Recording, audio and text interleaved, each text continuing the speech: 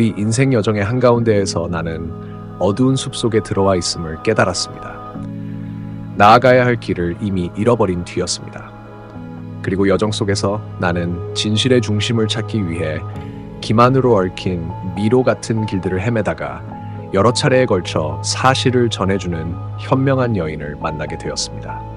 그러나 그녀가 전해준 그 많은 사실들 가운데서 단 하나의 사실만이 내 마음을 울렸습니다. 그녀는 오래된 지도들을 펼쳐 보이며 모든 지도에 공통으로 포함된 하나의 이상점, 그 단 하나의 오류를 찾아보라고 내게 말하였습니다. 나는 미지의 대륙들이 서로 다르게 묘사된 부분을 가리켰습니다.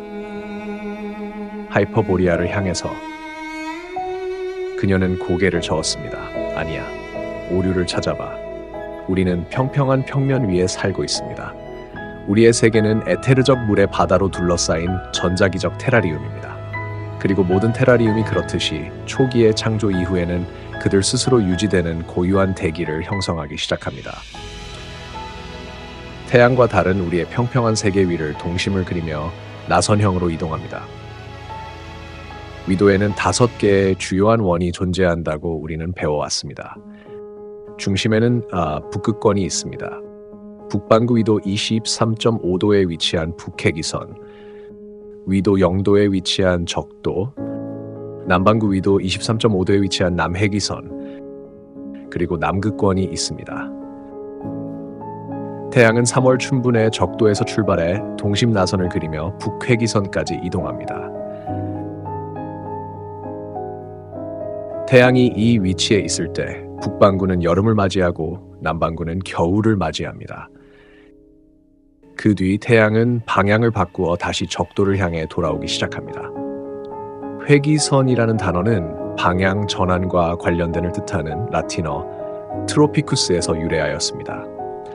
태양은 다시 같은 동심 나선 경로를 따라 되돌아가 적도에 도달합니다. 그대로 계속 이동하여 남회기선에 도달합니다. 태양이 이 위치에 있을 때 남반구는 여름을 경험하고 북반구는 겨울을 경험합니다. 시간이 지나면 태양은 방향을 바꾸어 3월 춘분을 향해 다시 적도로 되돌아가기 시작합니다. 춘분과 추분은 태양이 적도의 원을 따라 여정을 이어갈 때 일어납니다. 이 위도선에 사는 사람들은 정오에 태양이 바로 머리 위 90도 각도로 떠 있는 것을 보게 됩니다. 3월 춘분은 북반구에서 봄에 해당되고 9월 추분은 가을에 해당됩니다. 남반구에 살고 있다면 상황은 반대가 되어 9월 추분은 봄이 되고 3월 춘분은 가을이 됩니다. 중요한 점은 태양이 북극권에는 결코 도달하지 않으며 남극권에도 도달하지 않는다는 점입니다. 태양은 결코 극점에는 도달하지 않습니다. 태양은 회기선까지 이동한 뒤 다시 방향을 바꿉니다. 태양이 적도를 기준으로 가장 북쪽과 가장 남쪽까지 이동하는 지점을 하지와 동지, 즉 솔스티스라 부릅니다.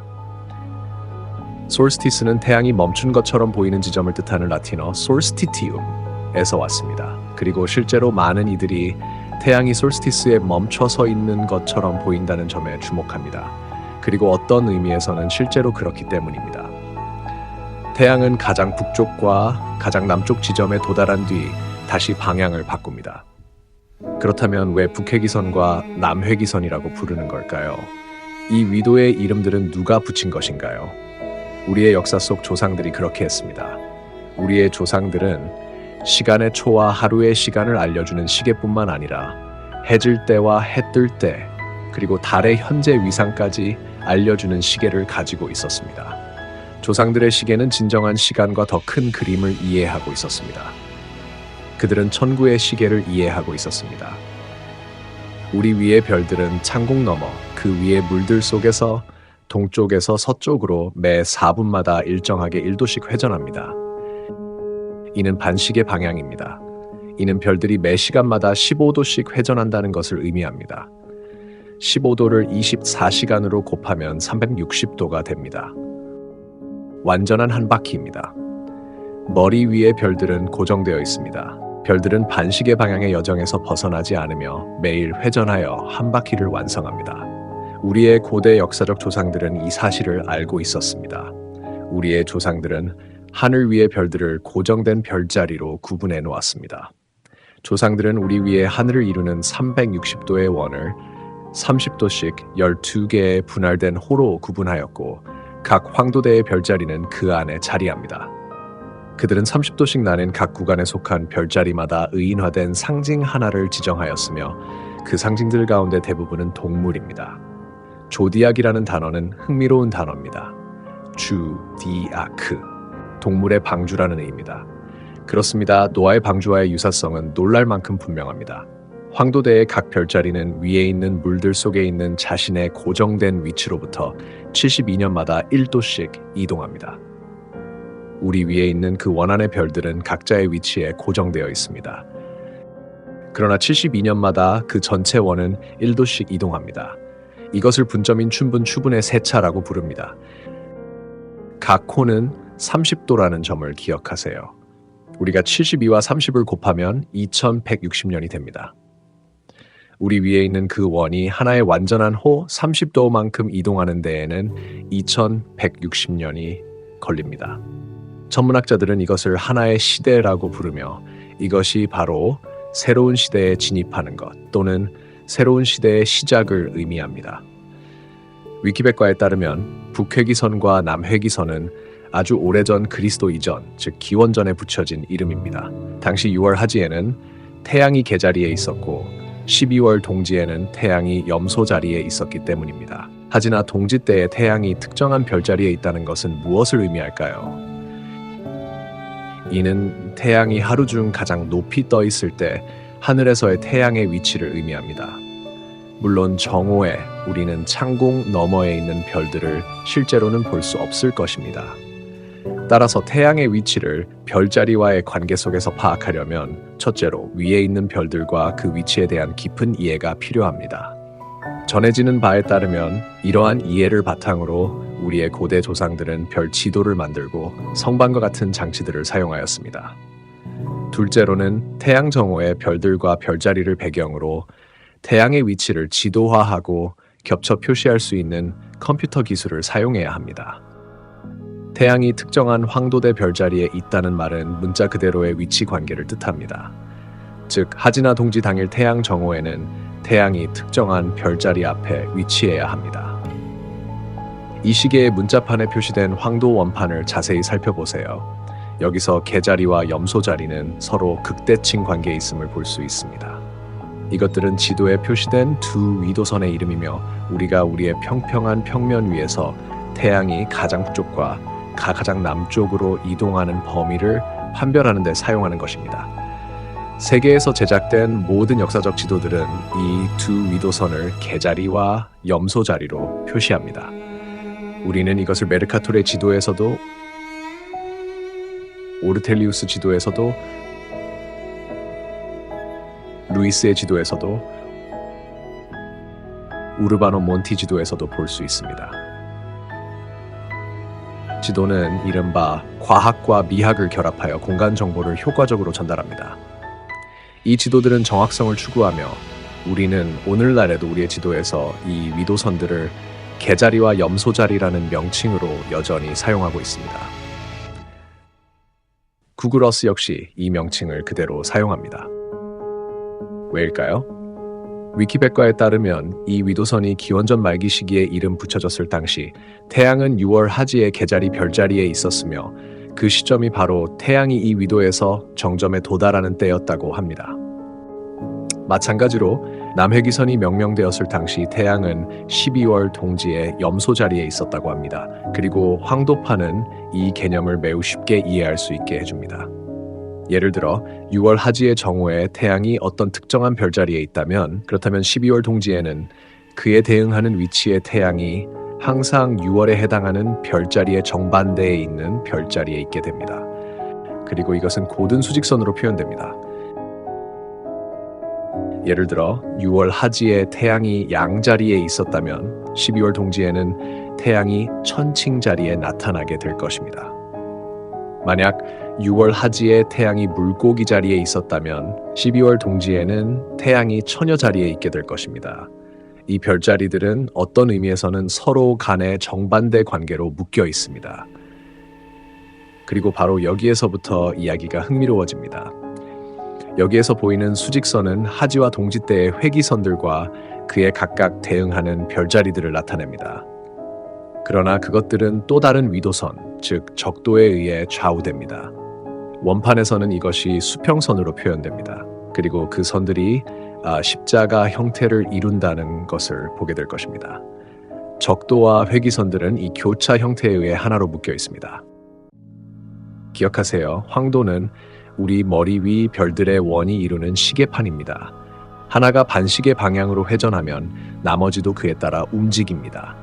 그리고 하지와 동지의 별자리들과 마찬가지로 여기에 수평선에서 왼쪽은 3월 춘분 때 태양이 위치해 있는 별자리를 나타내며 오른쪽은 9월 추분 때의 별자리를 나타냅니다.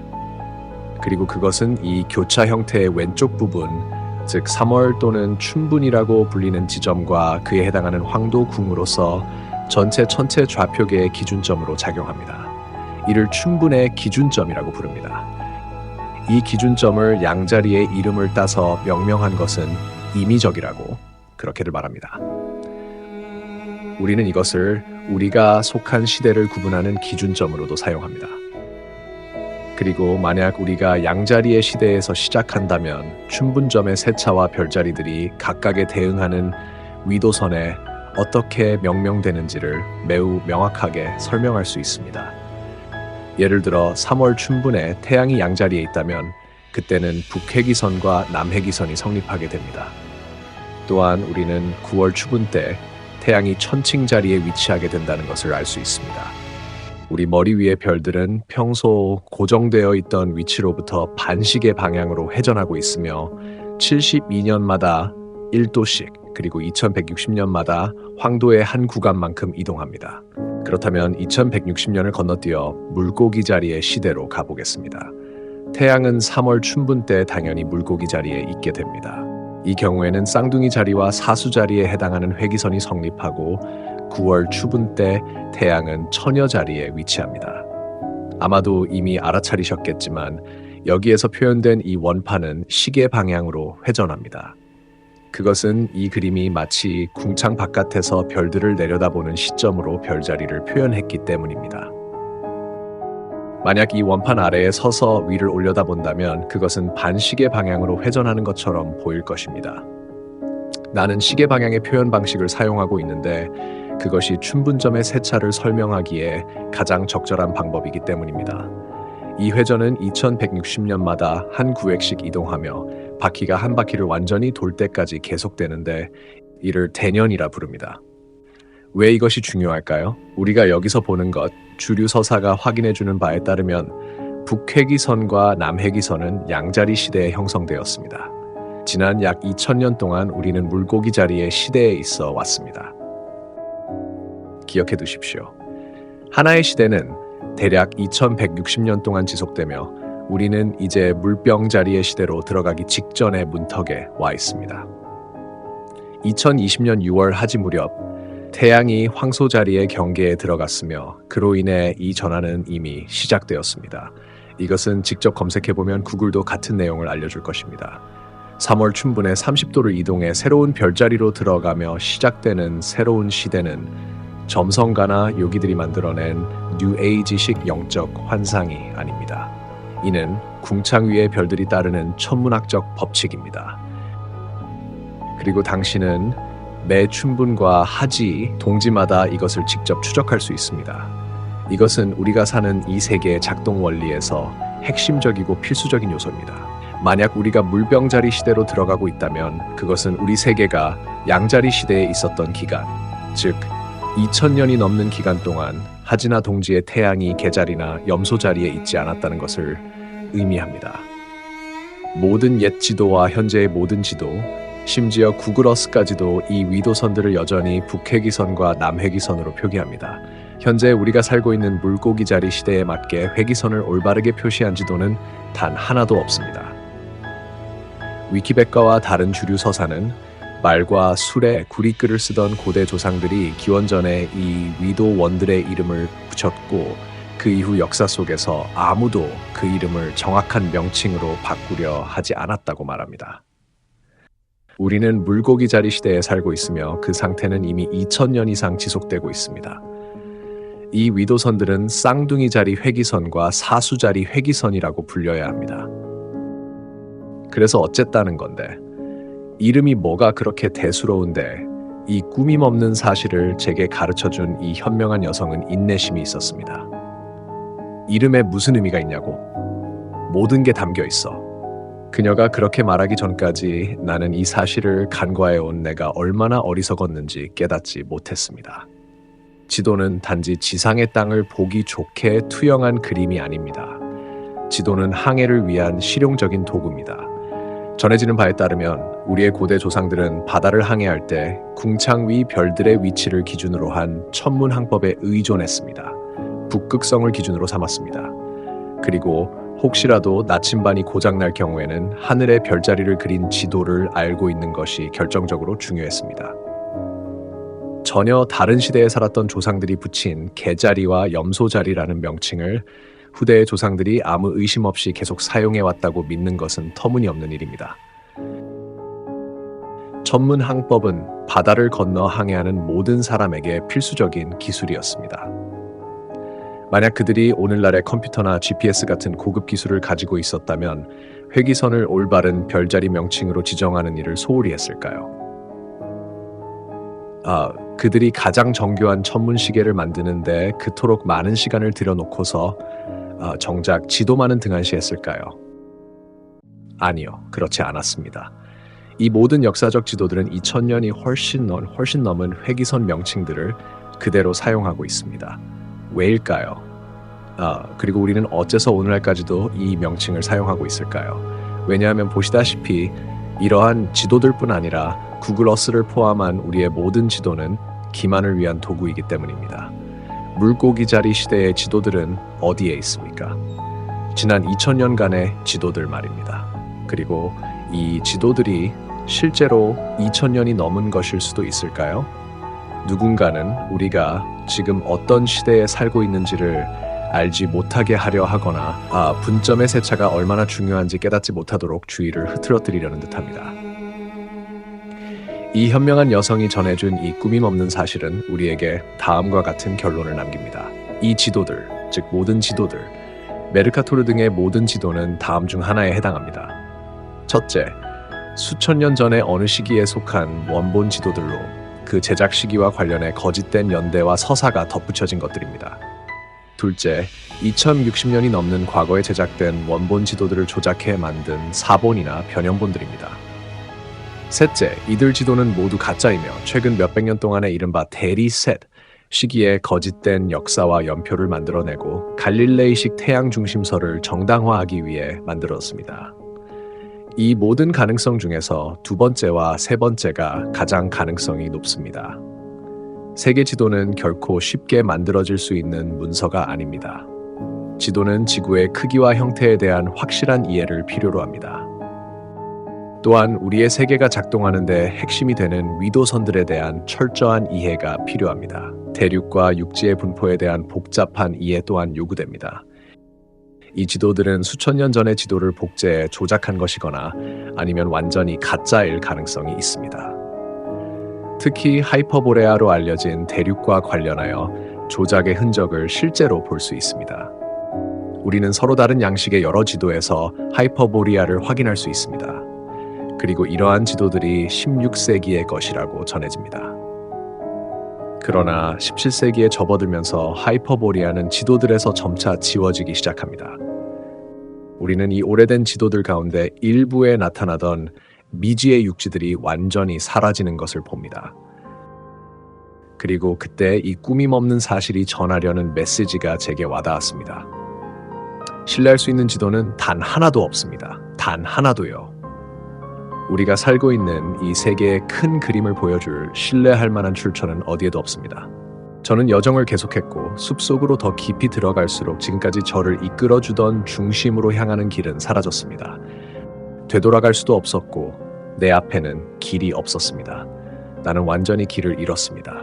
지금 내가 어디에 있는지도 모르는데 어디로 가야 할지를 어떻게 알 수 있을까요? 지도가 없다면 이전에 어느 정도 신뢰를 두고 있던 모든 역사적 이정표들은 이제 완전히 신뢰할 수 없고 의심스러운 것이 됩니다.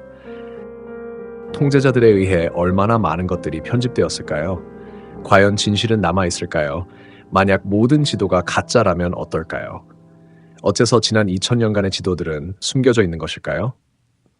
우리는 정확하고 왜곡되지 않은 세계지도 하나조차도 가지고 있지 않습니다. 그리고 길을 잃었을 때는 늘 그렇듯 절망이 엄습하기 직전 예상치 못한 상황이 발생해 나를 제 길로 돌아오게 해주었습니다. 나는 빽빽한 덤불을 비틀거리며 헤쳐나와 작은 호수가 있는 달빛 비친 트인 공간으로 나아갔습니다. 그 공간에서 나는 스터지오스라는 이름의 신비로운 인물을 만났습니다. 나는 길을 잃었다고 그에게 말했고 그는 와서 호수 속을 들여다보라고 했습니다.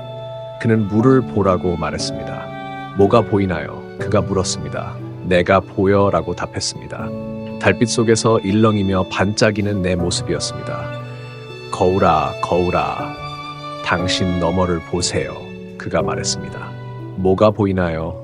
그러자 그것은 언제나 그랬듯 거기에 있었습니다.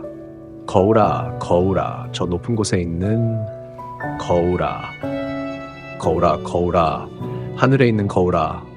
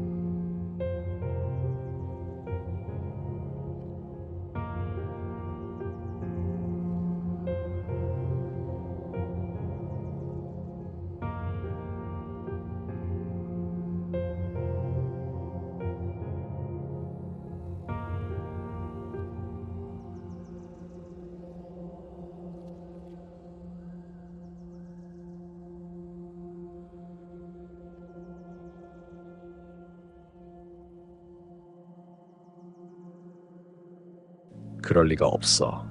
이렇게 오랜 시간 동안 뻔히 드러난 채로 숨어 있었다니. 왜곡되고 믿을 수 없지만 변함없는 반영. 우리에게 알려진 세계의 이면을 담은 사진 같은 이미지. 이것은 무엇인가요?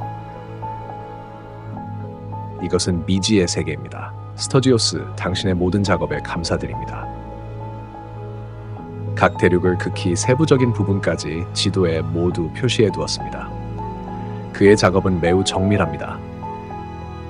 그는 시간대와 계절, 비행 경로와 거리까지 모두 지도에 표시해 두었습니다.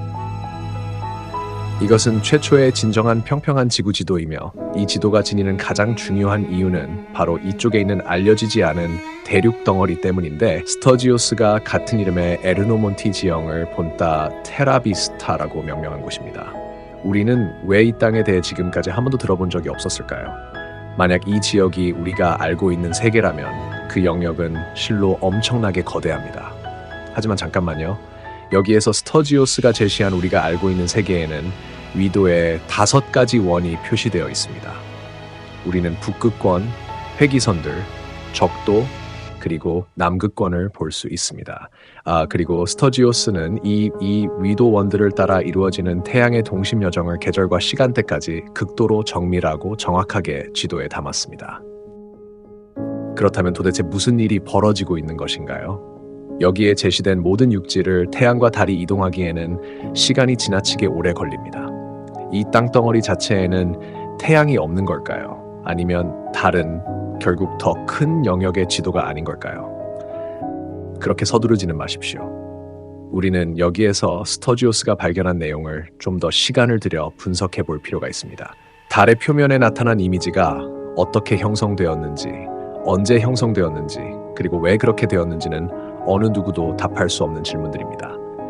권력의 꼭대기에 있는 기만자들 외에는 아무도 모릅니다. 그러나 이 신비한 현상을 더 잘 이해하는데 조금 더 가까이 다가가게 해주는 단서들이 뻔히 드러난 채로 숨어 있습니다. 무엇보다 먼저 살펴볼 것은 이 이미지의 본질입니다. 이것은 합성 이미지입니다. 우리는 달의 표면을 바라볼 때 여러 이미지를 동시에 보고 있으며 이러한 이미지들은 일종의 엑스레이 사진과 유사합니다. 이 이미지들에는 분명히 많은 왜곡과 시각적 착시 또한 존재합니다. 이 합성 이미지가 어떤 방식으로 형성되었는지는 아무도 알지 못합니다. 달이 정확히 무엇인지에 대해서도 지금까지 아무도 만족스러운 답을 내놓지 못했습니다. 만약 그 답을 알고 있었다면 애초에 우리가 이런 혼란에 빠지지도 않았을 테니까요. 한편 달의 진정한 본질에 대한 대부분의 대안적 견해들은 외계인이 달을 만들었고 그 분하고 깊숙한 곳에 지하기지가 존재한다는 생각을 좋아하는 수많은 기만자들이나 철이 들지 못한 사람들에 의해 꾸며진 터무니없는 이론들의 뿌리를 두고 있습니다. 그러나 1960년대에 우주 경쟁이 시작되기 전부터 달에 대해 발언하며 상식적인 통찰을 제시한 인물이 한 명 있었습니다. 1965년 알 포스터 교수는 달 착륙은 불가능하다고 주장하며 부패한 과학체제의 정면으로 도전했습니다. 포스터의 설명에 따르면 달은 고체가 아니라 플라즈마이기 때문에 착륙은 불가능하다는 것입니다. 다음은 그가 인터뷰에서 한 말입니다.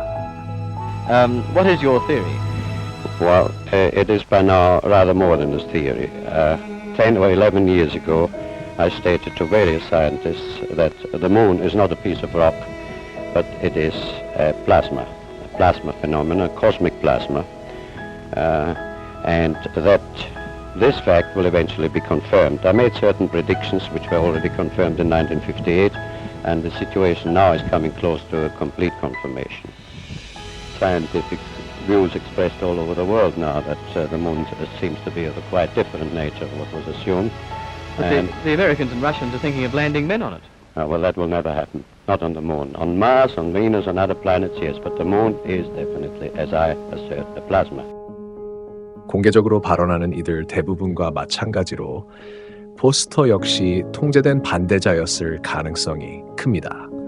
그가 다른 행성에는 착륙이 가능하다고 말하면서도 달에는 불가능하다고 말하고 있다는 점을 보십시오. 그의 임무는 달이 플라즈마 현상이라는 반쪽짜리 진실을 제시하는 것이었고, 이후 그들이 달 착륙을 연출한 뒤 몇 년 후에 그의 주장이 반박되고 틀린 것으로 입증되도록 만드는 일이었을 가능성이 큽니다.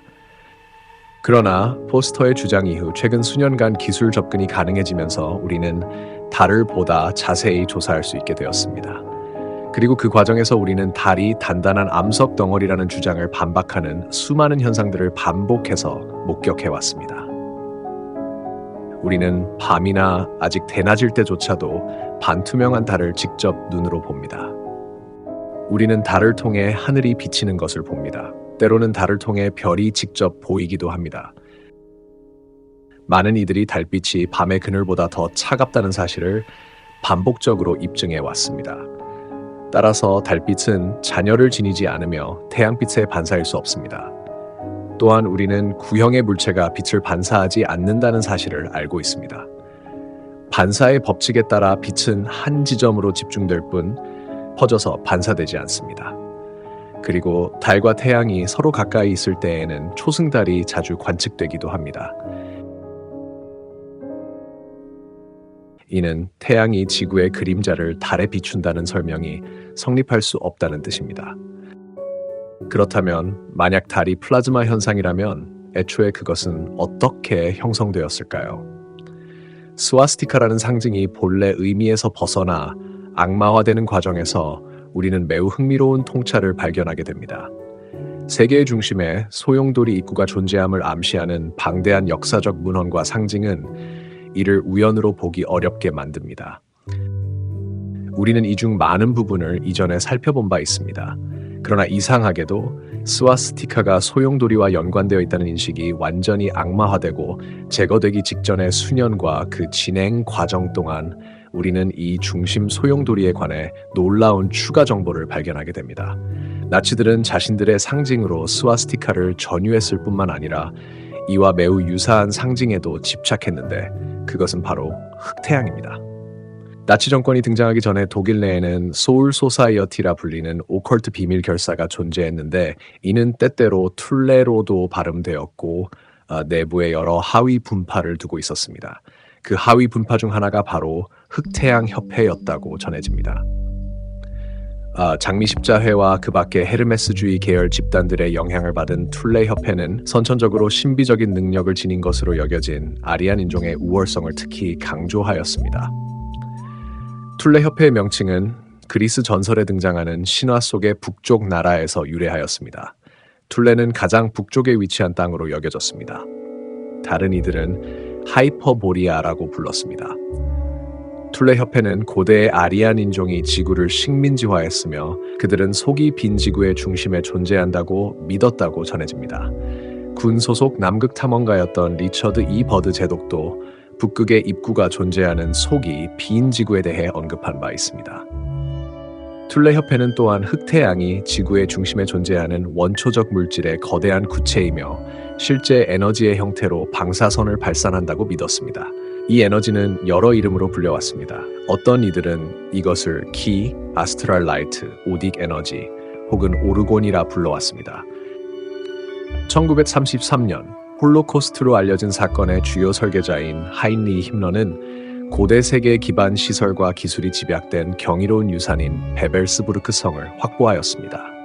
그는 그 성을 개조하였다고 여겨지며 그 과정에서 이후 장군의 홀로 불리게 된 공간의 대리석 바닥에 흑태양의 상징을 새겨 넣었습니다. 나치 정권 이전과 그 시기 독일의 비밀 결사들과 관련해 알려져 온 내용의 상당수는 주의를 다른 데로 돌리고 악마화를 유도하려는 단 하나의 목적 아래 치밀하게 통제된 의도적인 허위 정보입니다. 이러한 사회들에 관한 허위 정보는 UFO와 외계인 의제를 더욱 부추기는 역할을 해왔으며 조던 세이더, 데이비드 위콕, 코리 구드와 같은 이들이 이후 이를 자신들의 주장에 결부시켜 홍보해왔습니다. 그들은 통제된 반대 세력의 일부이며 거짓말쟁이입니다. 그들이 독일 비밀 결사들에 관한 정보를 공개한 유일한 의도는 세계 북쪽의 중심부나 중심의 입구에 존재한다고 주장되는 우월한 외계 아리안 인종이라는 터무니없는 개념을 끔찍한 집단 학살을 초래한 광기 어린 독재 체제와 결부시키려는 것이었습니다. 다르게 말하면 그들을 원래보다 훨씬 더 광적으로 보이게 하려는 것이었습니다. 우리 세계를 통제하는 세력은 만자 상징을 자신들의 것으로 전유함으로써 그 상징이 지구 중심의 전자기적이자 물리적인 소용돌이와 연결되어 있던 의미를 의도적으로 말소해야 했습니다. 또한 나는 우리 아래에 태양이 존재한다고 보지는 않지만 이런 개념이 터무니없고 지나치게 비현실적으로 느껴진다면 전 세계 인구의 대다수가 이미 자신들 발 아래에 우리 세계의 전자기적 에너지의 근원으로 작용하는 어떤 어두운 구체가 존재한다고 받아들이고 있다는 점을 떠올려 보세요. 지구중심설은 작은 파란 공이라는 사기적 서사 속에서 그 내부에 섭씨 5,000도를 넘는 온도의 고체 철로 이루어진 구형 핵이 존재한다고 수많은 사람들을 믿게 만들어 왔습니다. 그들만의 흑태양입니다. 흥미롭게도 그들은 그것이 결정질의 고체 철로 이루어진 구형체라고 말하면서도 사파에서는 철을 연상시키는 검은색이나 짙은 회색을 사용해 표현하지 않았다는 점입니다. 이 고체철 핵의 바깥에는 용융된 철로 된 층이 둘러싸고 있다고 말합니다. 그리고 이 뜨거운 액체철 때문에 지구에 토로이드형 자기장이 형성된다고 그들은 말합니다. 수백만의 사람들이 이 설명과 함께 귤처럼 생긴 우스꽝스러운 그림들까지도 그대로 받아들여 왔습니다. 인간이 지금까지 지구 내부로 파내려간 가장 깊은 기록이 겨우 8마일에 지나지 않는다는 명백한 사실에도 불구하고 말입니다. 태양 중심 모델은 내부 핵 에너지원의 존재를 인정해야 합니다. 왜냐하면 그것은 실제로 존재하는 것이며 우리 세계는 그것 없이는 존재할 수 없기 때문입니다. 우리 아래에 흑태양이 존재한다는 개념은 또 하나의 연막일 가능성이 큽니다. 다만 그것이 태양 중심설에서 제시하는 귤 모양의 모델만큼이나 터무니없는 것은 아닙니다. 이 문제는 나중에 다시 다룰 것입니다. 하지만 현재 중요한 점은 우리 세계의 중심에 검은 핵이 있다는 개념이 다시 등장하고 그와 함께 중심부의 소용돌이와 입구에 대한 언급이 반복되고 있을 뿐 아니라 그 입구에서 에너지 혹은 툴레 협회가 브릴이라 불렀던 것이 외부로 방출된다는 설명까지 함께 제시되고 있다는 사실입니다. 만약 이것이 사실이라면 태양과 달의 형성이 모두 완벽하게 설명되는 이론적 모델을 우리는 갖게 됩니다. 이제 내가 전달하려는 내용은 복잡하며 최선을 다해 설명하겠습니다. 그러나 본격적으로 들어가기 전에 지금까지 여러분이 익숙하게 받아들여 온 지구에 관한 모델을 일단 내려놓아 주시기 바랍니다. 처음에는 이해가 되지 않을 수도 있지만 마지막에는 이해가 될 것입니다. 먼저 이 세계의 영역과 궁창에 대해 살펴본 뒤 그 다음으로 중심부에 있는 입구를 다루겠습니다. 이제 스터지오스가 달 위의 윤곽으로 제시한 알려진 세계를 여기에 포함시켜 보겠습니다. 마지막으로 아래쪽에 위치한 에너지원 혹은 전자기 코일을 함께 포함시켜 보겠습니다. 그것이 자석 암석이든 전자기 코일이든 우리 세계 자기장의 근원은 중심부 아래에 위치해 있습니다. 그리고 강력한 전자기적 성질을 지닌 원천이라면 무엇이든 강한 방사선을 만들어낼 것입니다. 누구도 단정할 수는 없지만 달이라고 불리는 이 응집된 플라즈마는 그 원천에서 입구나 소용돌이를 거쳐 뿜어져 나오는 X선과 비슷한 특이한 방사선의 한 형태로 인해 형성되었을 가능성이 매우 높습니다. X선이나 매우 강한 방사선 빔은 물리 법칙상 이 중심 소용돌이에서 직선으로 퍼져나가며 X선처럼 눈에 보이지도 않을 것입니다. 이렇게 갈라져 퍼지는 빔들은 궁창에 닿을 때까지 계속 위로 나아갈 것입니다. X선 빔은 광선과 다르며 반사되는 경향이 없습니다. X선은 매우 강력한 형태의 빛과 같습니다. 그리고 그 파장이 일반적인 빛의 파장보다 더 짧기 때문에 주파수가 훨씬 더 높다는 것을 의미합니다. 이로 인해 X선은 보통의 빛으로는 통과할 수 없는 물체도 통과할 수 있습니다. 이는 X선이 쉽게 반사되지 않는다는 것을 의미합니다. X선을 반사하거나 산란시키거나 굴절시키거나 방향을 바꾸는 물질은 많지 않습니다. 그리고 이러한 성질이 오직 X선에만 해당한다고 엄밀히 말하려는 것은 아니지만 강한 방사선 빔이라면 어떤 형태이든 비슷한 성질을 보이며 실제로 고에너지 방사선을 반사할 수 있는 일부 물질은 존재합니다. 그리고 1913년에 로런스 브래그라는 사람이 결정 구조가 X선을 반사한다는 사실을 발견했습니다. 맞습니다. 바로 결정 구조, 결정질 궁창입니다. 브래그 반사는 예를 들어 단색광을 집속하는 데 사용됩니다. 곡면 형태의 결정 거울로 X선을 반사시켜 단색광을 모으는 모노크로미터라는 장치가 존재합니다. 표준 모노크로미터는 프리즘을 이용해 빛을 분광합니다. 이것은 매우 익숙한 이미지이며 위키백과에 누구나 볼 수 있도록 공개되어 있습니다. 지금은 악명 높은 음악 앨범과 연관되어 있습니다. 그 앨범의 제목이 무엇인가요? 그들은 우리에게 말하고 있습니다. 이것은 우리가 제대로 된 방향으로 가고 있다는 것을 의미합니다. 결정질 궁창에서 반사된 방사선 빔은 중심에서 벗어나 아래쪽으로 다시 방향이 바뀌어 우리 머리 위에 위치한 전리층으로 향하게 될 가능성이 높습니다. 전리층은 에테르적 전자기 에너지가 채취되던 바로 그 전리층입니다. 그 빔들은 바로 이 지점에서 모이고 집중되며 그 결과 우리가 달이라고 부르는 플라즈마 현상이 만들어지게 됩니다. 전자기 광선이 궁창에서 반사되어 전리층에서 모인다는 생각은 말도 안 되게 들릴 수 있습니다. 그러나 빛을 집중시키는 힘을 증명하기 위해 누구나 직접 해볼 수 있는 간단한 실험들이 많이 있습니다. 여기서 볼 수 있듯이 오목거울에 반사된 태양빛은 강렬한 열을 발생시켜 불을 일으킬 수 있습니다. 반사된 빛의 광선이 한 지점으로 집중되면서 에너지가 생성됩니다. 기억해야 할 점은 X선과 비슷한 방사선 빔이 빛의 광선보다 훨씬 더 강하다는 것입니다. 달이 집중된 응축 플라즈마의 지점이라면 이는 우리 위쪽에 존재하는 전리층의 여러 층 중 한 곳에서 형성되어야 합니다. 전리층에 있는 여러 종류의 비활성 기체들은 서로 다른 층과 고도에서 나타납니다. 우리는 이것들이 태양의 전자 기력에 의해 전하를 띠게 되어 플라즈마 하늘을 형성하는 과정을 살펴보았습니다. 전리층의 특정 고도에는 네온과 헬륨 기체로 이루어진 두 개의 층이 존재합니다. 태양도 이 층들 안에서 비슷한 방식으로 형성될 가능성이 큽니다. 어쨌든 헬륨이라는 말은 언어적으로 헬리오스와 매우 비슷합니다. 다만 다른 크립톤 가스가 존재하는 고도에서 형성될 가능성이 큽니다. 크립톤은 인광성을 띠는 백색빛으로 알려져 있습니다. 크립톤은 또한 오늘날 이 분야를 연구하고 있는 현대 과학자들이 보여주듯 비열적 또는 저온 플라즈마를 생성하는 데에도 사용됩니다.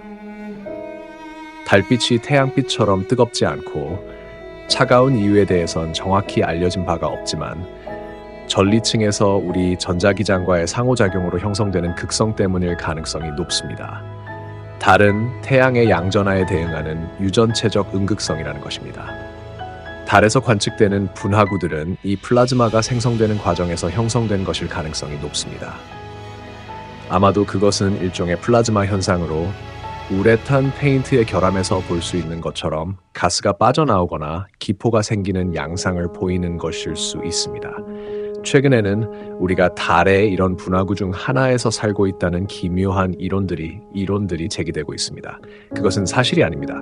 달은 고체가 아니라 인광성을 띤 응집된 플라즈마의 일종입니다. 바로 여기에서 이 플라즈마와 분화구의 형성을 확인할 수 있습니다. 그것은 고체가 아닙니다. 그것은 빛입니다. 이 점이 중요한 이유는 우리가 달이 어떻게 형성되는지에 대한 매우 현실적이고 실제로 작동하는 모델을 갖게 되기 때문입니다. 다만 아직 설명되지 않은 것은 달의 표면에 나타난 그 합성 이미지가 어떤 방식으로 형성되는가입니다. 앞서 말씀드린 것처럼 달에서 보이는 이 이미지는 우리의 더 넓은 세계를 합성한 X선 사진과 비슷합니다.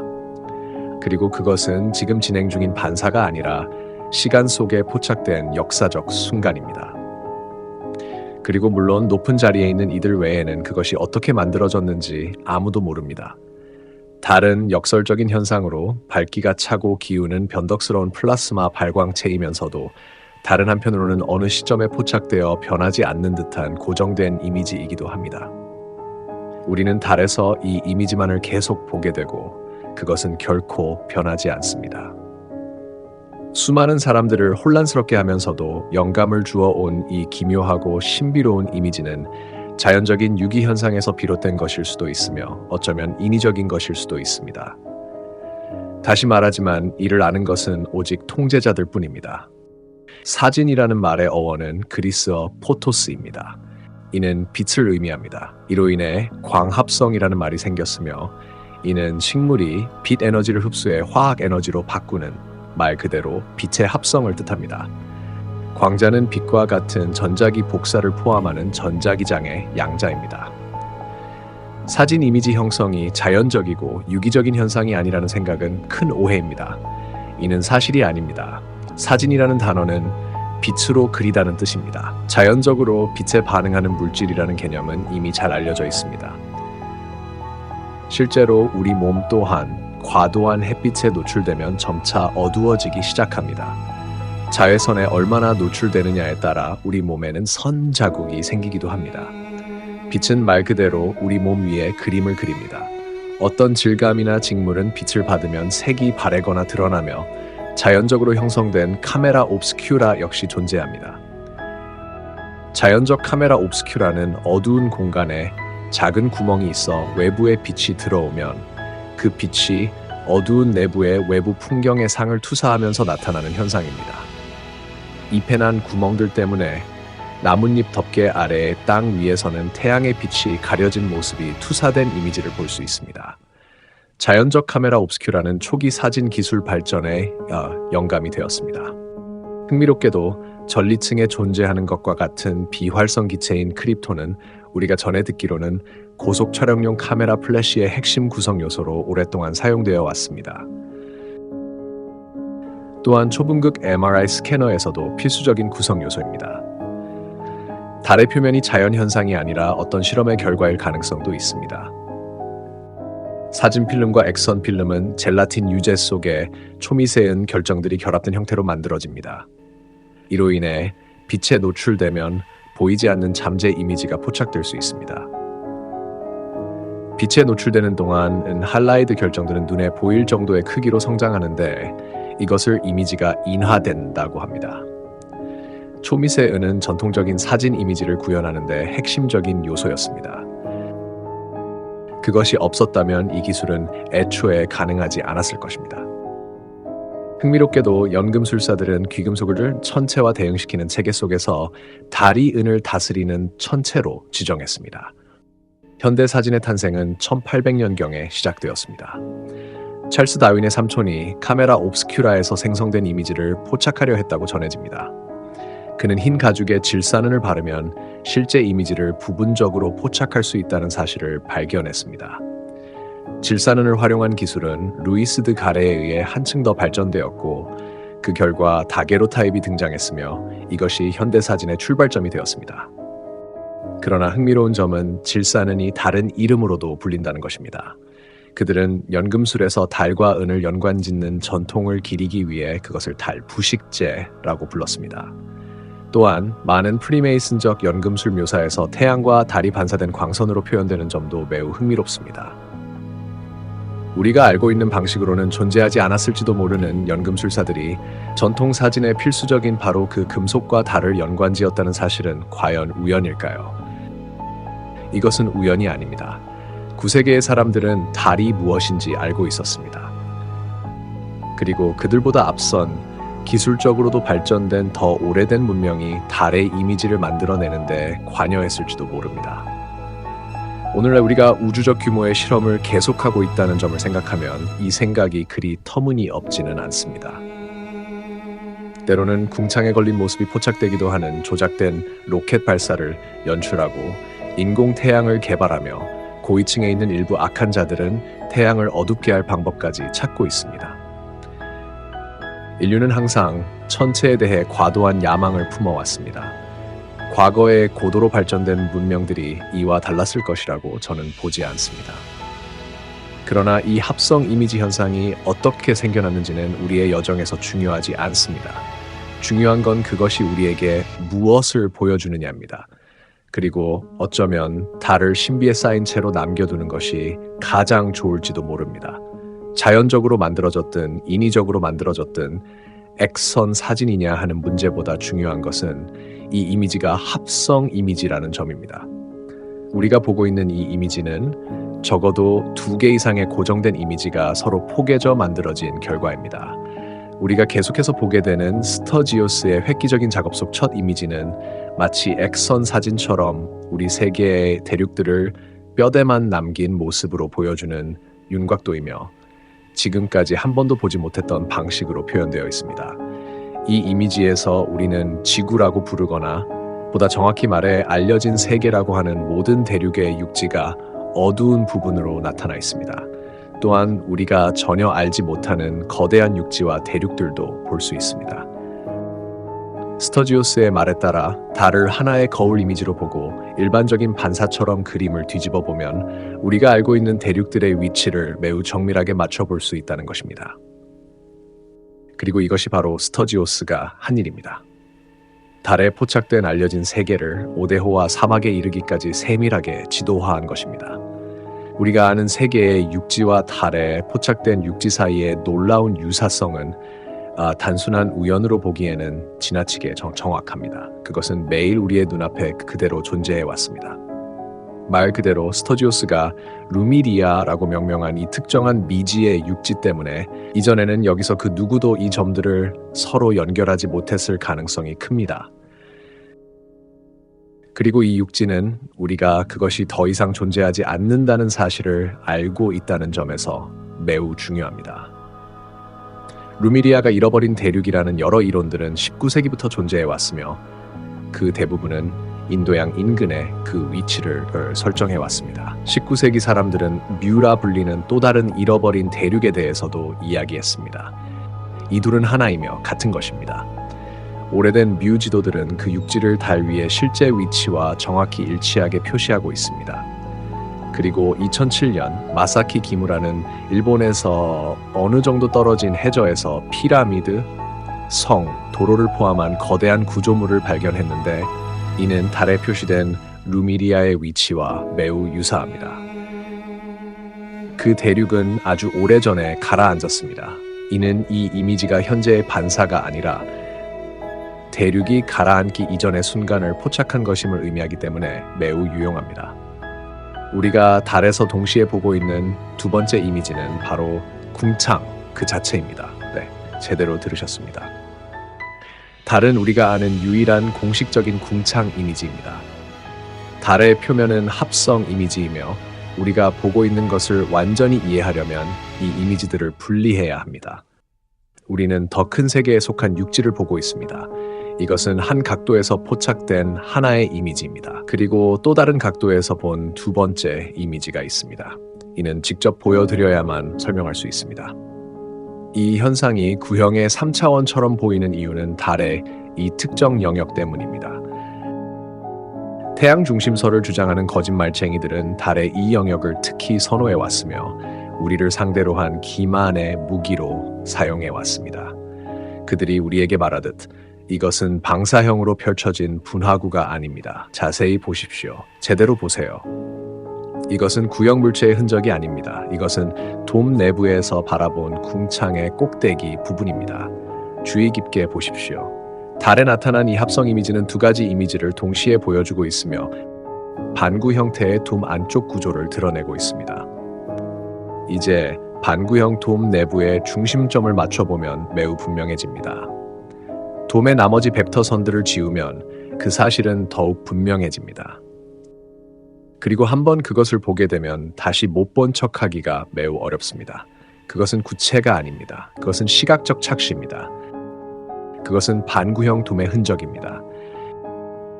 이것은 궁창의 내부 정점일 뿐만 아니라 그 아래에 있는 우리 세계의 중심의 반사이기도 합니다. 이 달의 영역은 여기서 뻗어나오는 이른바 광선 때문에 구형처럼 보입니다. 그러나 보시다시피 이것은 시각적 착시입니다. 그 광선들은 실제로 돔의 정점에서 뻗어나온 반구형 골조입니다. 이 골조들 한가운데의 영역은 분화구가 아닙니다. 그것은 돔의 가장 높은 지점 바로 아래에 있는 소용돌입니다. 이를 통제자들이 티코라는 이름으로 명명했습니다. 전해지는 바에 따르면 1651년 예수의 천문학자 조반니 리콜리가 이 이름을 붙였다고 합니다. 티코가 없었다면 이 세계의 지배자들은 수백만 명에게 우리가 거대한 회전구 위에 살고 있다고 설득하기가 매우 어려웠을 것입니다. 그리고 다른 모든 것들과 마찬가지로 그들은 티코를 이용해 눈앞에 뻔히 드러나 있는 것들을 숨겨왔습니다. 예를 들어 17세기의 또 다른 프리메이슨 천문학자 피에르 가상디는 이를 달의 배꼽이라 불렀는데 이것이 흥미로운 점은 북유럽 신화에서 세계 중심의 셈인 흐베르겔미르를 배꼽에 비유하는 것과 같은 비유가 사용된다는 점입니다. 역사상 가장 유명한 SF 소설 중 하나인 아서 C 클라크의 스페이스 오디세이에는 티코라는 이름의 달 크레이터가 등장합니다. 소설에서 과학자들은 그 분화구에서 강한 자기장이 방출되고 있음을 발견하며 그것이 분화구 내부 약 15m 깊이에 묻힌 검은 큐브 모노리스에서 비롯된 것임을 알아냅니다. 검은 모노리스, 루페스 니그라, 자성을 띤 검은 바위. 두 이미지를 분리해보면 그것들이 사실은 서로 다른 각도에서 본 두 이미지이며 어떤 방식으로든 서로 겹쳐졌다는 사실을 분명히 알 수 있습니다. 첫 번째 이미지에는 바다나 수역이 전혀 포착되지 않는데 이는 어떤 형태의 액선 방사가 작용하고 있을 가능성을 시사합니다. 이러한 이유로 첫 번째 이미지에서는 중심의 소용돌이가 보이지 않습니다. 그리고 다시 말하지만 이 이미지들이 어떻게 형성되었는지는 아무도 모릅니다. 그러나 어떤 형태의 방사선 빔이 원인이었다면 첫 번째 이미지인 더 큰 세계의 육지는 광선이 궁창에 닿을 때 포착되었을 가능성이 큽니다. 그리고 그 광선들이 전리층으로 반사되어 우리가 달이라 부르는 플라즈마 덩어리를 형성하기 시작하면서 두 번째 이미지, 즉 우리 위에 존재하는 구조로서의 궁창 이미지가 포착되었을 가능성이 큽니다. 그래서 우리는 이 구조의 윤곽과 그 너머의 별들, 그리고 그 아래에 있는 소용돌이와 다른 거대한 심연들의 반사를 볼 수 있는 것입니다. 달은 왜곡된 원근법의 걸작이며 위에서와 같이 아래에서도라는 개념이 플라스마로 구현된 모습입니다. 우리가 살고 있는 세상의 적절한 지도를 만들려면 이 왜곡을 완화하는 데 상당한 노력과 신중한 판단이 필요할 것입니다. 그리고 달이 원반형 플라즈마 덩어리이기 때문에 첫 번째 육지 이미지는 선들이 휘어 보이는 왜곡을 보입니다. 여기 가장자리에서 육지가 약간 휘어지고 말리는 것을 볼 수 있습니다. 이 왜곡을 평면 투영으로 옮기기 위해서는 상당한 작업이 필요합니다. 그러나 왜곡은 가장자리에서만 미미하게 나타나기 때문에 그리 어려운 일은 아닐 것입니다. 그래서 스터지오스는 위도선과 계절, 시간대를 매우 정확하게 지도화할 수 있었습니다. 왜곡이 없는 지도는 대략 이런 모습일 것입니다. 그러나 중요한 의문들은 여전히 남아 있습니다. 달의 육지 이미지의 중심 소용돌이가 없다면 왜 스터지오스는 우리가 하이퍼보리아라고 추정하는 육지를 중심이 아닌 이곳에 배치했을까요? 그리고 이 다른 모든 육지는 무엇일까요? 태양과 달은 이 모든 육지 위를 이동할 수 없습니다. 그 전체를 한 바퀴 도는데 24시간 이상이 걸리기 때문입니다. 그리고 우리는 태양과 달의 경로를 알고 있습니다. 그리고 가장 큰 질문은 우리가 가진 유일한 지도를 발견한 이후 여러분이 가장 묻고 싶어 했던 바로 그것입니다. 너희 평평 지구론자들이 그렇게 떠들어대는 얼음 장벽은 도대체 어디에 있나요? 하이퍼보리아부터 살펴보겠습니다. 여기서 많은 평평 지구론자들이 인지 부조화를 겪게 될지도 모릅니다. 스터지오스가 하이퍼보레아를 이곳에 표시했지만 이것이 진짜 하이퍼보리아라는 증거는 없습니다. 이 지역에는 다양한 육지가 뒤섞여 있어 확신하기가 어렵습니다. 유감스럽지만 우리가 믿어온 방식대로 하이퍼보리아가 존재하지 않을 수도 있습니다. 메르카토르의 하이퍼보리아는 우리를 진짜 길에서 벗어나게 하려는 프리메이슨의 작업일 가능성이 큽니다. 그리고 우리가 하는 일의 목적이 바로 이것 아니겠습니까? 진실을 파헤치는 일은 매우 어렵습니다. 더 깊이 파고들수록 이전에 발견한 유물들이 처음 든 생각만큼 유용하거나 중요하지 않을 수도 있다는 사실을 깨닫게 됩니다. 우리 모두는 틀릴 수 있습니다. 그러나 계속 함께 해주십시오. 아직 절망할 필요는 없습니다. 2017년에 우르바노 몬티 지도가 스탠퍼드 대학교 지도 컬렉션에 추가되어 일반에 공개되었다는 점은 매우 흥미롭습니다. 바로 그에는 평평한 지구 이론이 큰 주목을 받으며 사람들이 깨어나기 시작한 시기였습니다. 또한 이 지도가 평면구 형태로 배열되어 있다는 점도 흥미롭습니다. 이 지도의 거대한 개별 시트들은 원래 아틀라스 투영 방식으로 배열되어 있었습니다. 그러나 데이비드 램지가 2016년에 이 지도를 구입한 뒤 팀은 각 시트를 개별적으로 스캔해 디지털 처리하여 구에 감싸는 작업을 진행했습니다. 몬티의 놀라운 지도의 공개는 하이퍼보리아가 북극에 있다고 평평 지구론자들이 계속 믿게 하려는 시도였고, 아직 완전히 깨어나지 못한 이들을 다시 끌어들이려는 의도였을지도 모릅니다. 매우 교묘한 조작 행위입니다. 그런데 왜 그들은 평평한 지구 공동체가 하이퍼보리아에 집착하도록 만들고 싶어 할까요? 하이퍼보리아에 대해 몇 가지 생각이 있지만 먼저 시계로 눈을 돌려야 합니다. 9세기의 사람들은 알고 있었습니다. 그들은 자신들이 살고 있는 지구의 형태를 정확히 알고 있었습니다. 그리고 그것은 여기 천문시계에 누구나 볼 수 있도록 드러나 있습니다. 여기에 있는 황도 원판, 다시 말해 15세기에 제작되었다고 전해지는 프라 천문시계의 황도 원판은 각 별자리에 해당하는 30도 구간을 동일하게 나누지 않습니다. 또한 뒤에 있는 지도와 중심이 어긋나 있으며 왜곡되어 보입니다. 그리고 9세기의 많은 시계들이 이와 매우 유사한 황도 원판을 보여줍니다.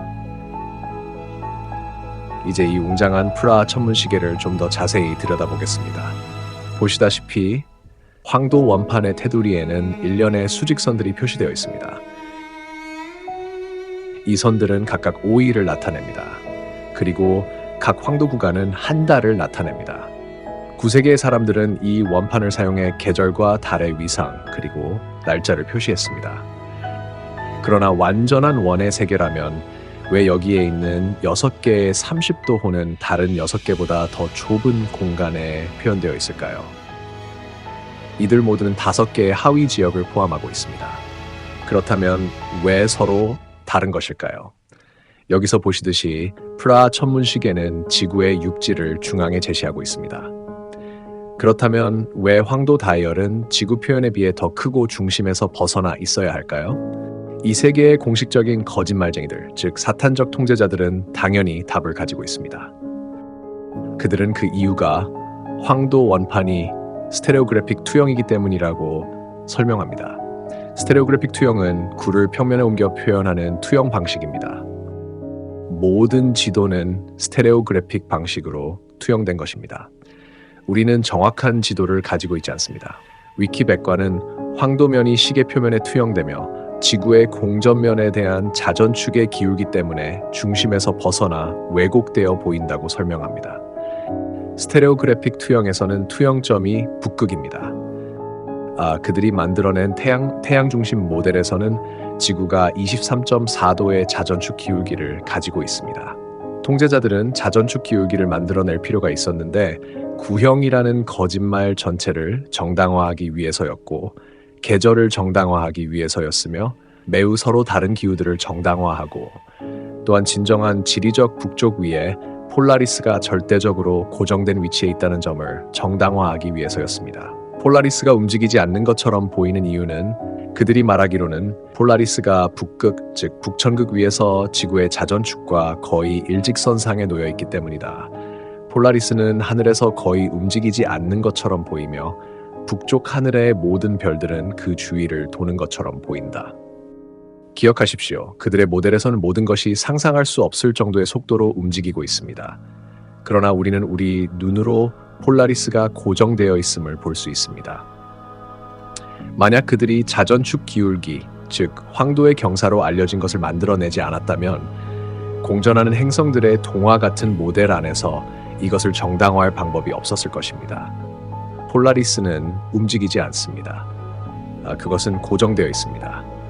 아이슬란드나 미국에서 폴라리스를 중심으로 한 별의 궤적을 촬영해도 폴라리스는 고정되어 있습니다.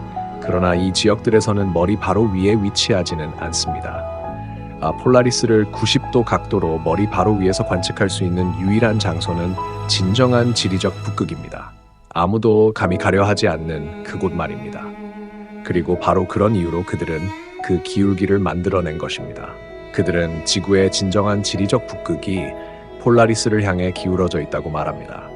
그리고 지구가 그 작은 축을 중심으로 회전하는 동안에도 폴라리스는 고정된 것처럼 보인다고 합니다. 그들은 별들이 고정되어 보이는 것이 시각적 착시라고 말합니다. 그러나 하늘의 별자리 체계 전체가 항상 일정하다는 점을 생각하면 그들의 거짓말은 금세 무너집니다. 우리는 언제나 같은 별들과 별자리를 봅니다. 만약 지구가 자전하면서 태양을 공전하고 태양이 은하를 질주하며 그 은하 또한 더 큰 우주 안에서 움직이고 있다면 분점의 세차 운동이 정말 그렇게 예측 가능할까요? 회기선에 해당하는 별자리들이 해마다 같은 지점에서 그렇게 일관되게 함께 나타날 수 있을까요? 아니면 조금 더 무작위적으로 보일까요? 그들은 거짓말쟁이들입니다.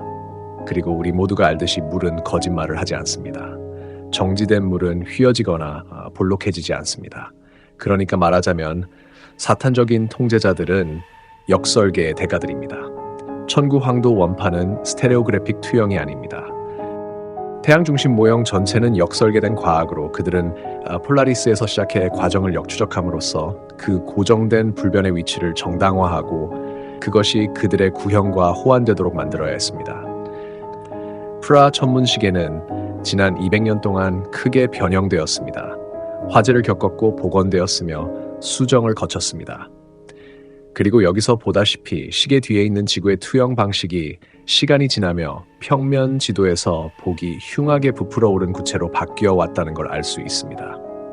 하지만 보세요. 황도 원판을 우리의 더 큰 세계의 지도와 맞추면 모든 것이 이해되기 시작합니다.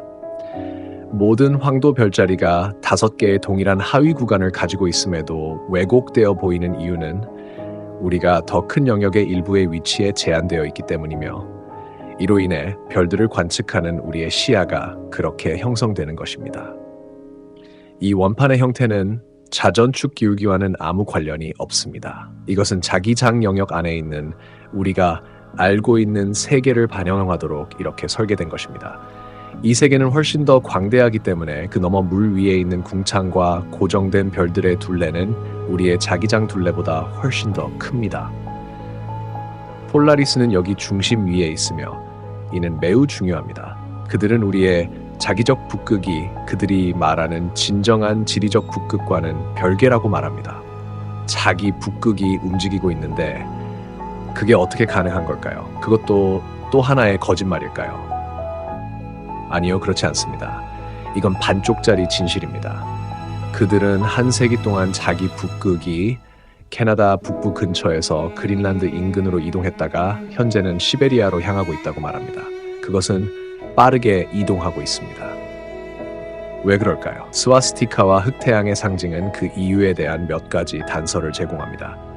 수년간 평평한 지구 이론가들은 자기 북극과 지리적 북극을 동일시해 왔지만 사실 그렇지 않습니다. 아시다시피 스와스티카는 소용돌이를 상징하지만 흑태양은 그 상징적 의미를 더욱 확장합니다. 여기 있는 중앙의 원은 철로 이루어진 핵, 즉 흑태양을 나타내며 이건 메르카토르가 루페스 니그라라고 불렀던 허구적인 것을 가리킵니다. 가까이 보세요. 중심 핵 바깥에 또 다른 고리가 있습니다. 기억하세요. 흑태양은 그 소용돌이 안에 있는 에너지 핵입니다. 또 기억하실 점은 지동설 모델에서는 지구의 핵이 단단한 철로 된 구체라고 인정하지만 그 바깥에는 녹은 상태의 용융된 철 외핵도 존재한다는 겁니다. 그들은 또한 이 액체 외핵이 우리가 알고 있는 이동하는 자기장과 자기극을 생성한다고 말합니다. 그래서 극이 이동하는 이유는 자기장이 단단한 중심 핵에서 나오는 게 아니라 불안정한 외핵에서 나오기 때문이라는 것입니다. 여기 표시된 두 번째 원이 바로 그것을 나타냅니다.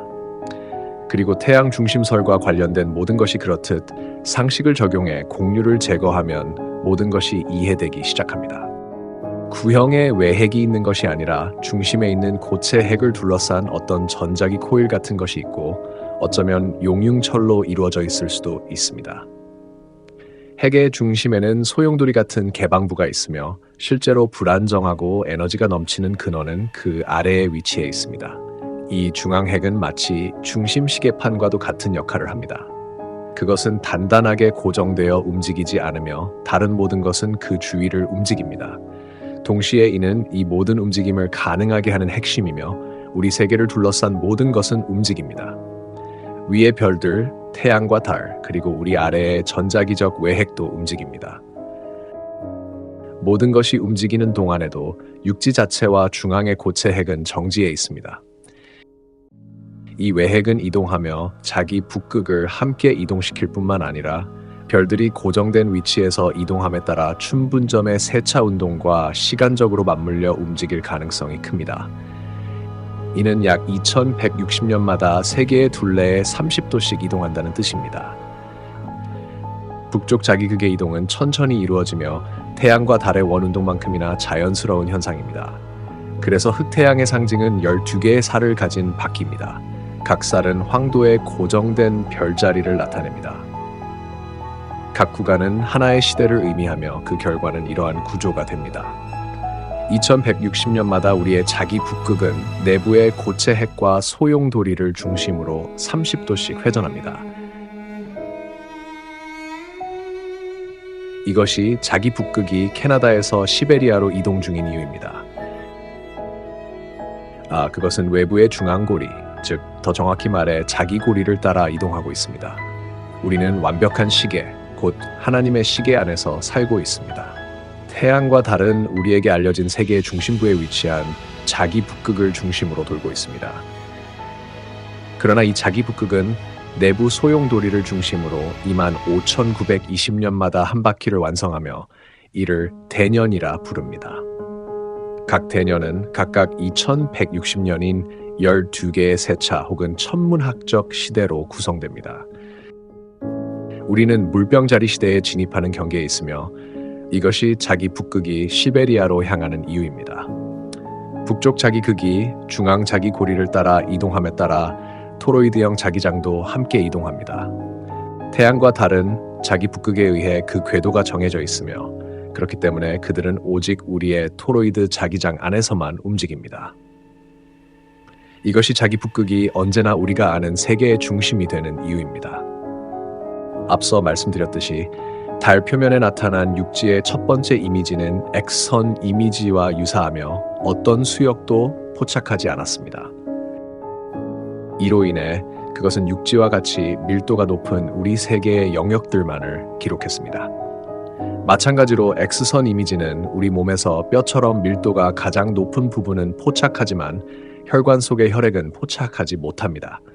그런 의미에서 여기 포착된 육지를 일종의 골격으로 보는 것이 적절하며 그로 인해 우리 육지를 둘러싼 물이나 바다는 포착되지 않았습니다. 또한 얼어붙은 육지와 얼어붙지 않은 육지 사이의 구분도 나타나지 않습니다. 만약 태양이 우리 머리 위를 돌면서 이 북쪽 자기장과 그 토로이드 형태의 자기장 영역 안에 종속되고 그 자기장이 북극과 함께 움직이고 있다면 이 과정에서 기후가 변하는 상황이 일어날 가능성이 크다고 할 수 있습니다. 자기장 밖의 모든 영역은 햇빛 부족으로 인해 필연적으로 얼어붙고 어두워질 것입니다. 이는 일부 성서 기록들이 전하는 내용과도 일치합니다. 나는 큰 강들을 보았고 큰 강과 큰 어둠에 이르러 어떤 육체도 다니지 않는 곳으로 갔다. 나는 겨울의 어둠에 덮인 산들을 보았다. 이것이 바로 당신들이 말하는 얼음 장벽입니다. 그것은 하나로 고정된 벽이 아닙니다. 그것은 대년과 각 천문학적 시대에 걸쳐 극의 회전에 따라 계속 녹고 다시 얼어붙습니다. 이제 그들이 얼음이 녹는 것을 두려워하는 이유를 이해하시겠나요? 지구가 뜨거워진다는 주장과 어떤 악마 같은 인물이 어째서 태양을 어둡게 하려 하는지에 대해서도 말입니다. 그들은 자기 북극의 회전에 따른 자연적 기후 변화를 이용해 온갖 쓸모없는 정책과 자금 세탁을 정당화하고 있습니다. 그들은 서사의 주도권을 잃기 직전이기 때문에 두려워하고 있습니다. 우리는 지구의 마지막 미개척지인 소중한 남극을 녹는 것으로부터 지켜야 한다고 말합니다. 그러나 보시다시피 남극이라 부를 만한 육지는 존재하지 않습니다. 이는 완전한 거짓말입니다. 그들이 남극을 말할 때 실제로 존재하는 것은 남극권뿐입니다. 이른바 남극에서 촬영되었다는 많은 영상은 이 원 주변에 어디서든 촬영되었을 수 있습니다. 또한 보시다시피 남아메리카, 뉴질랜드, 호주의 육지는 모두 더 큰 세계 지도 외곽에 해당하는 지점에 매우 가깝게 위치해 있습니다. 이로 인해 궁창의 기초와도 매우 가깝습니다.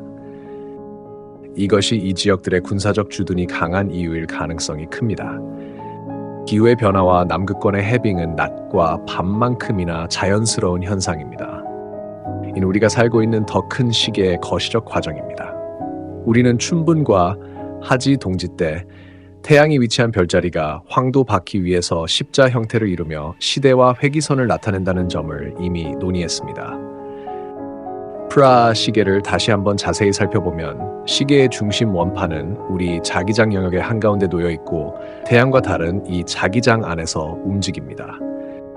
그리고 우리의 자기장은 더 큰 전체 영역의 중심에서 벗어나 있습니다. 그것은 균등한 십자가가 아니라 오늘날 라틴 십자가 또는 그리스도의 십자가라고 불리는 진정한 십자가 형태입니다. 우리는 십자가의 가로대 안에서 살고 있습니다. 그리고 혹시 눈치채지 못하셨을지 모르지만 더 큰 영역 안에 있는 우리의 자기장 영역 또한 초승달 형태를 이룹니다. 연금술에서 수은과 은을 상징하는 초승달이 아니라 지배자들이 차용하여 귀족의 상징으로 재지정한 바로 그 형태의 초승달입니다. 십자가와 초승달은 우리가 살고 있는 시간 장치 속에 본래부터 내재된 자연스러운 표현입니다. 그것들은 하나님의 시계가 만들어내는 자연스러운 표현입니다. 그리고 우리는 완전히 잘못 짓고 있었습니다. 그린란드와 아이슬란드가 있는 우리가 북극이라 부르는 지역에서 북극성은 북쪽 자기극의 정중앙, 머리 위 90도 위치에 있는 것이 아닙니다. 폴라리스는 더 큰 세계의 중심에 있는 소용돌이 위에 자리하고 있습니다. 여기서 지리적 방위와 자기적 방위의 구분을 강조해야 합니다. 우리가 알려진 세계, 즉 토로이드형 자기장 안에 육지를 이동할 때는 자기 나침반을 사용하며 자기극은 중심에 있습니다. 따라서 서쪽에서 동쪽으로 이동하면 원을 그리게 됩니다. 북쪽으로 이동하면 중심으로 향하게 되며 남쪽으로 이동하면 중심에서 곧바로 멀어집니다. 그러나 지리적 방위 또한 존재합니다. 그렇다면 경전 기록들은 이에 대해 무엇이라 말하고 있을까요? 그것은 에녹서에서 언급된 세계의 네 구역에 분명히 나와 있습니다. 에녹서에 따르면 우리의 자기장은 더 큰 세계의 지리적 북쪽에 위치해 있습니다. 그리고 첫 번째 구역은 동쪽이라 불리는데 그것이 첫 번째이기 때문입니다. 두 번째는 남쪽이라 불리는데 지고하신 분이 그곳으로 내려오실 것이기 때문이며 서쪽 구역은 감쇄된 곳이라 불리고 네 번째 구역인 북쪽은 세 부분으로 나눕니다. 그 첫 번째 부분은 인간들이 거주하는 곳이고 두 번째 부분은 물의 바다들과 시면과 숲, 강, 어둠, 구름을 포함하며 세 번째 부분은 의, 동산입니다. 그리고 이 영역의 중심에 있는 소용돌이가 바로 더 적절하게 말해 진정한 북쪽이라 불릴 수 있는 곳입니다. 달 지도에 나타난 그 땅의 엑스레이 이미지에는 이 소용돌이가 드러나지 않습니다. 그러나 앞서 말했듯이 그것은 궁창의 두 번째 이미지, 곧 궁창의 꼭대기에서 반사되어 나타나는 이 세계의 배꼽과 같은 위치에 존재하는 것으로 보입니다. 에녹이 언급하고 또한 흔히 하이퍼보리아로 알려진 그 의 동산이 스터지오스가 표시한 바로 그 지점에 위치해 있을 가능성도 있습니다. 하지만 이 땅은 진정한 북쪽이나 중심 소용돌이는 아니며 그런 것은 오직 중앙에만 존재할 수 있습니다. 그리고 앞서 말했듯이 달, 표면의 합성 이미지에는 일정한 곡선형 왜곡이 존재합니다. 제가 여기서 사용한 이 작은 색색의 지도는 어디까지나 예시를 위한 것입니다. 저는 지도 제작자는 아니지만 이 왜곡을 조금이나마 완화해 보려고 시도해 보았습니다. 스터지오스가 이 왜곡을 다뤄주기를 바라봅니다. 그리고 제가 간단히 해본 시도와 실제 달 지도 모두에서 우리는 바로 이 중심에서 하나의 땅덩어리를 볼 수 있습니다. 바로 여기, 어쩌면 그것이 중앙 소용돌이를 둘러싼 의 동산일지도 모릅니다. 에녹이 그것이 북쪽 구역에 있다고 언급한 것도 아마 그 구역 안에서만 접근할 수 있기 때문일지 모릅니다. 누가 알겠습니까? 아마도 통제자들은 호기심 많고 모험심 강한 사람들을 혼란스럽게 만들기 위해 조작된 지도에서 하이퍼보리아를 북극에 의도적으로 배치했을 가능성이 큽니다. 만약 누군가 이런 지도들을 이용해서 진짜 북쪽을 찾으려 한다면 그 시도는 실패할 겁니다. 자기적 방향과 지리적 방향 사이의 차이 때문에 그들이 어떤 속임수를 쓰지 않더라도 진정한 북쪽을 찾는 일은 엄청나게 어려운 과제가 될 것입니다. 만약 누군가 더 큰 세계의 중심으로 진정으로 여행하고자 한다면 그는 엄청난 어려움에 직면하게 될 것이며 나침반을 완전히 포기해야 할 것입니다. 만약 우리가 흔히 남쪽이라고 생각하는 땅들이 있는 곳이 자기장의 지리적 남쪽이라면 더 큰 세계의 중심 소용돌이는 우리의 지리적 북쪽에 있게 됩니다. 하지만 나침반이 가리키는 북쪽으로는 그곳에 도달할 수 없습니다. 그 중심은 우리의 북쪽에 위치한 자기극에 있는 것이 아니기 때문입니다. 결국 나침반을 따라 북쪽으로 이동하면 전혀 엉뚱한 곳에 이르게 될 겁니다. 만약 남극이 남극권 전체를 의미한다면 진정한 북쪽에 도달하려면 남쪽으로 가야 한다는 결론이 나옵니다. 하지만 그렇게 한다 해도 실패할 가능성이 큽니다. 만약 중심부가 철로 이루어져 있다면 어느 지점에서는 그 철 성분이 자기장의 남쪽 극을 넘어서는 영향력을 가지게 될 것이고 운 좋게 진짜 지리적 북쪽 방향으로 향한다 해도 철로 된 중심부 때문에 나침반은 완전히 망가질 겁니다. 신비로운 문헌인 인벤시오 포르투나타에서도 언급하듯이 이곳에서는 배의 나침반이 제 기능을 잃어버리고 철을 실은 어떤 배도 빠져나갈 수 없다. 결국 진정한 북쪽에 도달하려면 폴라리스를 이용한 천문 항해 기술이 필요하지만 그런 기술은 이제 거의 잊힌 상태이고 이 바다들은 철저히 경비되고 있을 가능성이 큽니다. 우리는 앞으로의 여정에서 다시 자기장에 대해 이야기하게 될 것입니다. 그리고 행성이라는 단어의 정의를 반드시 다시 재정립할 필요가 있습니다. 행성이란 훨씬 더 큰 평면의 더 작은 하위 부분 혹은 일부. 시간이 흐르고 있습니다. 시청자 여러분. 여러분은 왜 제가 여러분을 이 어두운 숲으로 데려왔는지 궁금해하고 계실 것입니다. 이 모든 것이 중요한 이유는 한 번의 리셋 이후 지금까지 확립되었다고 믿어온 타임라인 자체가 거짓이기 때문입니다. 우리가 거주하고 있는 이 더 큰 세계에 맞추어 타임라인을 정렬하지 않는 한 수정된 타임라인을 지도화하는 일은 시작조차 할 수 없습니다. 우리는 천문학적 시계를 적용해야 합니다. 시대들을 적용해 올바른 이해에 다가가야 합니다. 아직 우리는 이 숲을 완전히 벗어나지 못했습니다. 그리고 느껴지십니까?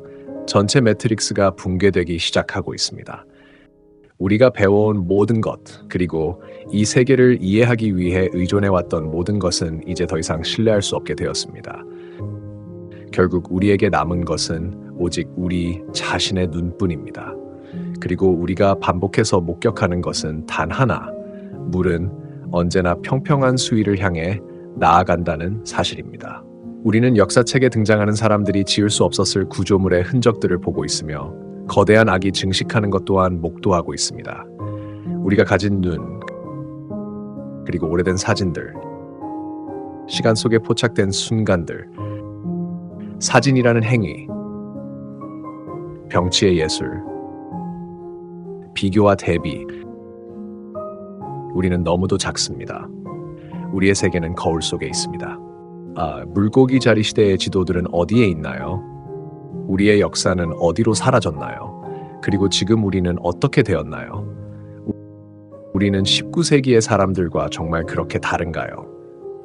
잃어버린 시간을 필사적으로 찾고 있는 우리를 보십시오. 진흙으로 뒤덮인 우리의 장화들, 기만을 파헤치느라 소모되는 우리의 하루 전체. 진흙을 파내고 옮기며 미친 듯이 파고 또 파며 지치고 몸이 쑤셔도 포기하지 않습니다. 그리고 우리는 무엇을 발견했나요? 19세기에 우리의 조상들이 발견했던 것과 동일한 것들입니다. 영광의 흔적들, 아름다움의 흔적들, 고통의 흔적들, 그리고 경이로움. 이 모든 것들은 침묵한 채로 남아 존재의 이유나 어떻게 생겨났는지에 대해서는 아무런 설명도 제공하지 않은 채 옛 사진들 그리고 그런 영광들, 제가 아직 여러분께 이 구조물들이 얼마나 불가능한 것인지 제대로 보여주지 않았습니다. 이 사람들이 지금껏 쌓아올린 유일한 것은 벽돌 하나하나로 쌓아올린 거짓입니다. 저는 그들이 어떻게 그렇게 했는지를 여러분께 보여주어야 합니다. 거울 속에 비친 우리의 세계, 한 번의 리셋 이후 우리 세계의 역사에는 수많은 거대한 리셋들이 있었습니다. 그 모든 리셋은 본질적으로 매우 달랐습니다. 우리는 그것들 모두를 살펴봐야 합니다. 시간을 되갚는 방식으로 시간을 어떻게 리셋하는지, 한 시대의 죽음과 새로운 시대의 여명, 이것은 첫 번째 리셋도 아니었고 마지막도 아닙니다. 지금 이 순간에도 다시 일어나고 있습니다. 텅 빈 도시들, 그런 고요함. 지금 우리가 속한 곳에는 전쟁이 벌어지고 있습니다. 그러나 대부분의 사람들은 그것을 깨닫지 못하고 있습니다. 이것은 매우 기묘하고 불규칙한 형태의 전쟁입니다. 조용한 전쟁, 정보 전쟁, 생물학적 전쟁. 시간이 시작될 때부터 더 이어져 온 전쟁. 빛의 세력과 어둠의 세력 사이의 전쟁. 그리고 우리는 새로운 시대가 밝아오기 직전의 경계선 그 한가운데에 놓여 있습니다. 물병 자리를 향한 전쟁. 물을 주시하십시오. 그리고 진리를 사랑하고 어둠에 맞서 싸워온 많은 이들은 오랫동안 하나님의 갑옷을 입고 버텨왔습니다. 그동안 친구나 가족 중 얼마나 많은 이들이 당신을 떠나갔나요? 얼마나 많은 이들이 여러분을 진흙탕에 남겨두고 떠나갔습니까? 그럼에도 불구하고 당신은 굳건히 서 있습니다. 이제 우리가 일어서서 아주 크게 외쳐야 할 때입니다. 진리의 검을 뽑아들 때가 왔습니다. 눈먼 자들은 우리를 필요로 하게 될 것입니다. 다가오는 것을 막을 수 있는 것은 아무것도 없기 때문입니다. 오퍼러스의 전설, 그리스도를 짊어지고 진리를 짊어져 그것이 대중에게 닿도록 한 존재. 저는 우리 여정을 계속하기 위해 최선을 다하겠습니다. 그러나 상황이 더욱 어두워지면 결국 불빛은 꺼질 것이고 그리고 우리의 여정은 여기서 끝날지도 모릅니다. 하지만 당신은 알고 있는 것보다 더 많은 것을 가지고 있습니다. 당신은 이미 충분한 기만을 보아왔습니다. 그들이 말하는 그 어떤 것도 믿지 마십시오. 우리는 계속 나아가야 합니다. 시간은 계속 흐르고 있고 우리에게는 시간이 많지 않습니다. 우리는 시베리아로 가야 합니다. 얼음 속에는 조사해야 할 무언가가 얼어 있습니다. 자, 이제 중요한 질문을 던질 시간입니다. 미래의 시민들은 과연 누구였습니까? 그것은 여러분이 생각하는 것과는 다릅니다. 연대표는 틀렸고 지도는 가짜입니다. 이것은 답이 아닙니다. 아니에요. 왜냐하면 보십시오. 그들 위에는 왕이 있었기 때문입니다. 그리고 그 왕은 결코 평범한 왕이 아니었습니다.